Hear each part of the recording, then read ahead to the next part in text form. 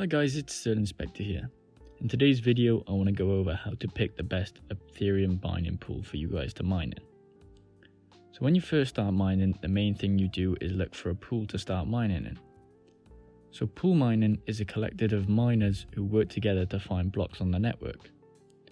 Once a block is found, the reward is split between the miners depending on how much work the miner puts towards a block. For example, if I put 50% of work into a block, and two others put 25% each, then the reward will be split in the percentage 50, 25, 25. So the reason for pools was it allowed small miners to join together and get regular payouts.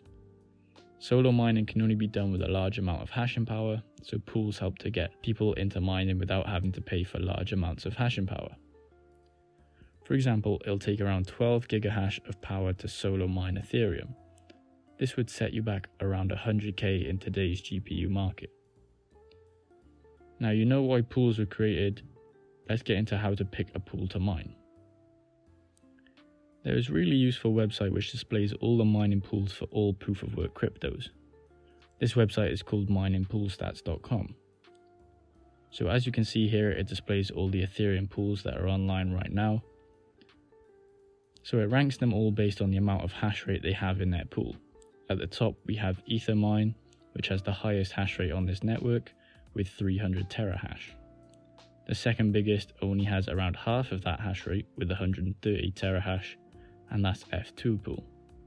So there is loads of pools you can choose from, but the big question is what's the best to mine in? There are certain factors that we are looking for when choosing a mining pool. The first factor is the pool fee. So to be able to join the pool, you have to pay a fee to mine. This comes as a percentage of your profits. As you guys can see on this website, it displays all the pool fees for the different pools. Obviously we want to use a pool with a low fee. Now these fees can range from 0 to 2%, and that may seem like not that much, but it can add up to a large amount over time. Now under these fees, it also shows how the payouts are calculated. It says stuff like PPS or PPLNS. These are different ways that payouts are calculated. We have three main ways. This is PPS, PPLNS, and FPPS. PPS stands for pay per share. This is a flat rate payout for each share that you send to the pool. PPLNS stands for pay per last N shares. This is a payout based on how much the blocks the pool finds. If the pool finds multiple blocks a day, then the miners will have a high profit. If it finds no blocks, then the miner gets no profit. The last one is FPPS. This stands for full pay per share. This is calculated as a theoretical profit based on how much hashing power the miner has. So both PPS and FPPS give regular payments, but PPLNS has a factor of luck based on how much blocks the pool finds. This is important as I think that PPLNS is the best as it gives us the actual rewards that you're supposed to get and calculates the exact transaction fee. So far we have two factors we are looking for when picking a pool. The third factor is a payout fee. This is different to the miner fee. The payout fee is dependent on the gas price of Ethereum at the time. So many of these pools you can set a limit for the gas price. When the gas price hits that certain limit, you get paid, however much you've mined. Now another factor is the payout threshold. This is the amount of coins you have to mine before you can get out. For example, you might have to mine 0.1 ETH before you can get paid out. The lower the payout threshold, the better, as it allows for more frequent payouts, and therefore you can sell your ETH if the market takes a turn for the worst. Whereas if it was stuck in a pool, then you wouldn't be able to sell it as you reach a certain payout threshold. The fifth factor when choosing a pool is if it includes MEV. As you can see, most of these pools have a plus MEV sign in green. The MEV is basically extra Ethereum that is paid out on blocks. When there's a lot of transactions on one block, the network adds more rewards as the block is larger. This reward is called MEV. If the pool allows for the MEV to get paid, a percentage of that as well will be paid to the miner. If pools don't offer MEV, then it's a bad sign as it indicates that the pool is keeping the MEV from the miners and is taking it as their profits instead of distributing it out to miners. As you can see, both Rich Pool and Binance Pool don't pay out MEV. This means they are likely keeping it. Last factor I would look for is if the pool is supported in your country.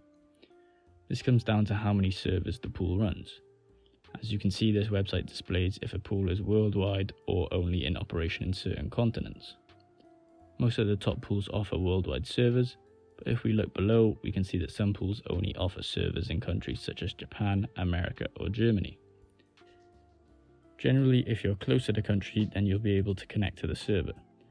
For example, if you live in France and there's a server in Germany, you will be able to connect to it without any problems. So there we have the factors we are looking for when choosing a pool. These are pool fees, payout types, payout fees, payout threshold, MEV payouts, and finally server coverage. Now, considering these factors, my top pick for mining pool is 2Miners.